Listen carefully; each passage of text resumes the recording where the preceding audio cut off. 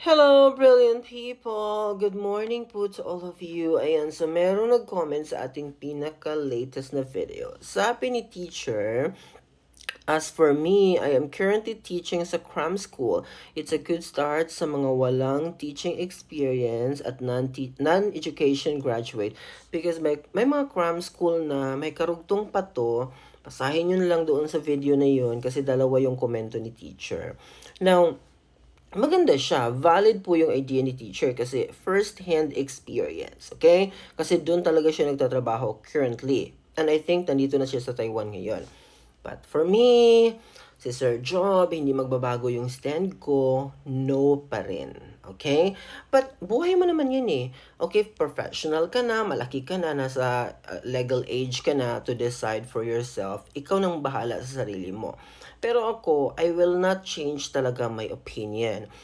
'Di ba sinabi ko sa video, marami po ang mga Filipino teachers here na successful sila sa cram school. Good. That is true. Yes talaga, totoo talaga yan. However, I have to stand firmly with my decision na hindi ko pa rin talaga ipopromote yan. I highly discourage na mag-apply kayo sa cram school kung nasa PH pa kayo. I suggest private, public, and international school if you want na smooth ang lahat ng pagpasok nyo dito. I mean, may mga situation din namang hindi maganda na na-encounter kung dito ka sa mga schools na nabanggit ko, pero less yung risk na pwedeng mangyari in the future. Okay? So, yun lang, and I hope na tama yung mga decision nyo sa buhay kasi ako hindi talaga magbabago yung stand ko sa mga bagay-bagay. Kagaya nung sinasabi ko sa inyo before na kapag nag-abroad kayo, dapat lisensyado kayo. Hindi yung papasok ka sa gera nang wala kayong weapon.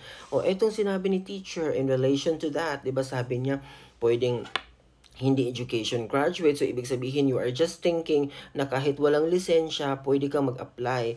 Okay, pwede naman talaga kahit nga dito sa public school as FETA, di ba?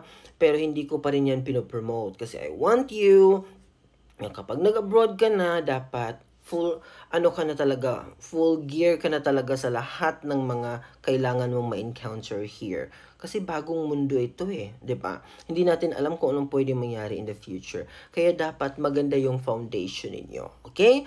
Kaya kung sa akin kayo makikinig, ang advice ko talaga, no to cram school and huwag kayong pumunta sa abroad kung wala kayong license sa teaching. Okay? I hope it's clear. Bye-bye!